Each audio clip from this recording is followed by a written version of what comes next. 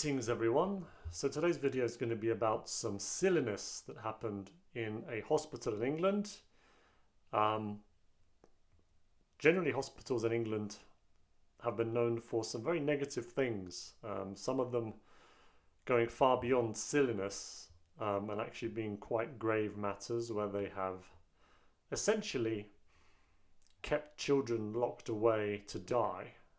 I mean, that's the very basic, straightforward way to put it. There have been children in hospitals in England who were in a bad state of health and whose families, whose parents wanted to still do something to save their children. And when those hospitals basically said they wouldn't be able to do anything more for them, they wanted to take them out. And the hospitals refused. They almost kept them locked in there like in a prison and said they're going to die here. That's quite frightening. You may have heard of some of these stories. Some of them were quite big news. This one isn't as grave as that, but it's just silly. When you think about it, it just seems so silly. It's a doctor in the UK, and this might not be the only time this has happened, who's being investigated apparently by the NHS, the National Health Service, for offering prayer to patients. That seems an outrage, apparently. So if we take a look at the story and go through it. UK doctor investigated for praying with patients. And then it says calls on Christians to stand up and fight. So that's the title that they've given it. But I think the main thing is what actually happened here, not the fact that he's saying that this, we need to be, I mean, Christians do need to be a bit stronger and fight a bit harder. But that's another issue. But let's just go through the actual thing that happened here. So a Christian doctor from Kent has appealed to Christians in professional life to stand up and fight after he faced investigation for offering his patients spiritual care.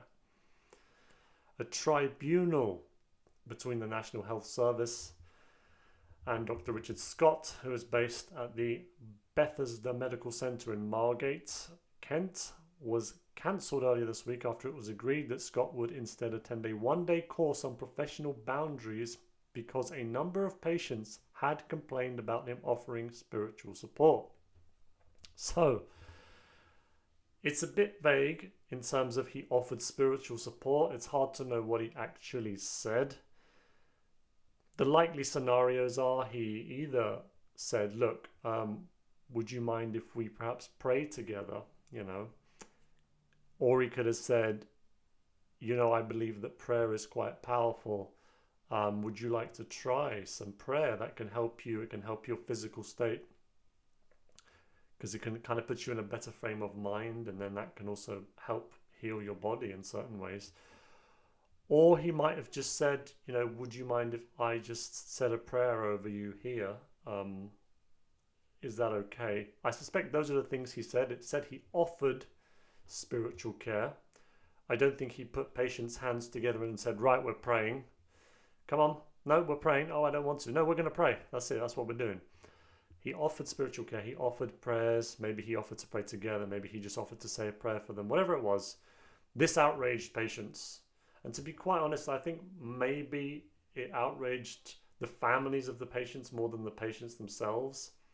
It could be true, but I find it harder to believe that patients were outraged by this. I mean, why would anyone be bothered that someone wants to say a prayer for you? If you're laying in a hospital bed, you're not doing well, and someone says, can I just say a prayer for you? It's going to take a moment.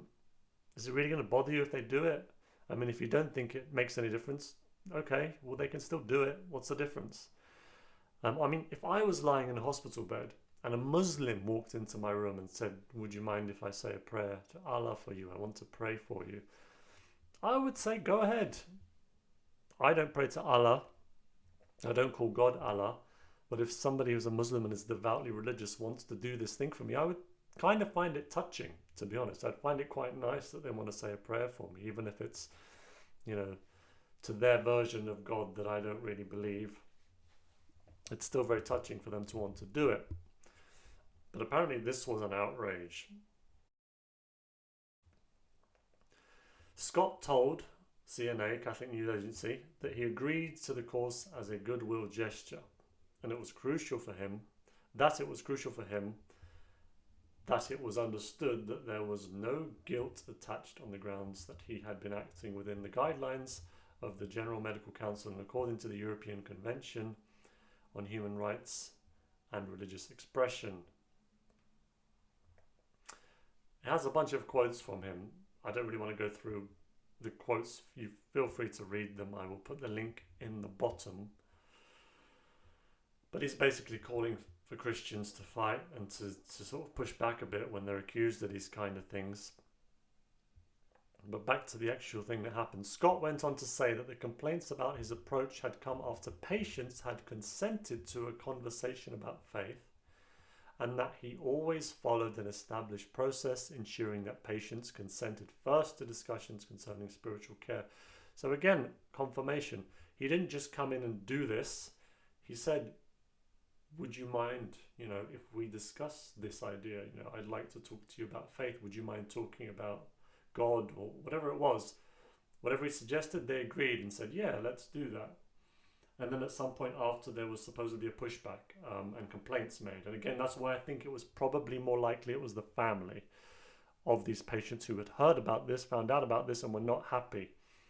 There was one priest, I don't know if you've heard of him, Chris Aylar. He's on YouTube. He was talking about once a lady went up to him and she wanted him to come in and say, kind of give the last rites for a family member who was basically dying in a hospital bed. And other members of her family refused. They were really angry that she got this priest in, that she got Father Aylar in to do this, and they refused. They said, you're not going to go and meddle with her. I think it was their mother or someone in their family. You're not going to meddle with her mind. Stop this nonsense. And they refused to allow the priest in to do that. So I do get the feeling it tends to be family of the person that are more upset about this than the person themselves. And the person themselves, as the article suggests, has agreed. Yeah, let's talk about spirituality. When you're in a bad way and you think you might be dying, I'm not saying that these patients were dying, but who knows? Talking about God, talking about spirituality isn't something that necessarily is going to make you angry. It's something you might actually be more interested in, even if you weren't that interested in it before. A spokesperson for NHS England in the South East told ITV News NHS England has reached an agreement with Scott for his appeal to be withdrawn without an admission of liability. Any spiritual care in Scott's consultations must be in accordance with GMC guidance. And I'm not sure what GMC guidelines are actually. But anyway, and Dr. Scott has agreed to attend a one-day professional boundaries course within 3 months. And then it says at the end, when asked if he would continue to offer his patients spiritual care, Scott told CNA that he would. So it's almost odd because they've kind of said, look, we're not going to go further with this against you, Dr. Scott, but you need to attend this course. And he has agreed to do that, but also said he doesn't see himself as guilty in any way. And he's gone on in this article to say he will continue to do this. So yeah, I suppose that's his example of pushing back and not giving in, and that's good. But I think the wider issue is that the National Health Service in England had a problem with someone offering prayers to people, unless of course the only reason they did it was because they received complaints and they just felt they needed to act on the complaints, even though personally themselves they don't find it an issue. That might be it. And then in that case, you could start questioning most likely the families of these people in hospital. Why does it bother them so much that someone wants to talk about spirituality or say a prayer for someone? If it means nothing to you, why does it bother you, kind of thing? It would be like, I don't know. Again, as I said with the example before, someone of another religion wanted to say a quick prayer for me, I'd say, go, yeah, all right, fine. If you want to do that, if it makes you feel better. It's like people getting bothered that someone else is praying before their meal. Let's say you sit down to have a meal with a bunch of people, and one of them just says a quick prayer before their meal because that's what they do, and you're really frustrated by that. What are you doing? I don't want to hear you say your prayer. It's really over the top anger directed at someone who's saying a prayer or someone who's spiritual. So there we go. Another bit of silliness, as I said, from a hospital, from the NHS in England. NHS generally, I don't want to get into this now, but Recently, with the pandemic that we've had, the NHS has been very bigged up. Like there has been a lot of propaganda about how amazing and wonderful the NHS is. You see it on public transport, on trains, etc. These like thank you NHS things. You have people clapping for the NHS. People in the NHS are getting all kinds of freebies everywhere. And I kind of feel like that's part of it's something that they've done purposely. They've made the NHS seem almost godlike. You know how like in communism, the state is turned almost into God. Like you almost worship the state. You don't realize you're doing it, but you do because you think they're the ones that they give you everything and they help you when you need help. Like they're the God figure for you. And the NHS has kind of been turned into that. Certainly, the pandemic was used during a time where the NHS was, said to be overloaded.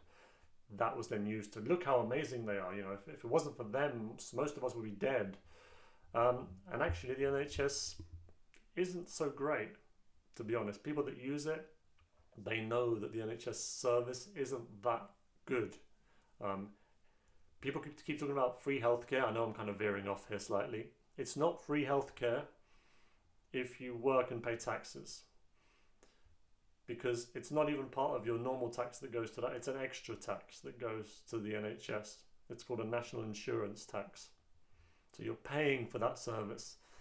The only people that really get it free are people who don't pay any taxes. Then if they need the NHS, then they'll get it for free. But your taxes are going to the NHS, and then if you need to use the NHS, then you use them, and the service isn't great, and waiting times are very long, etc. I mean, I know that's another discussion, but just reading this article about them doing another stupid thing and knowing how highly they've been held up at the moment by people, it just annoys me. But anyway, I'll end the video there. Thanks for watching, folks.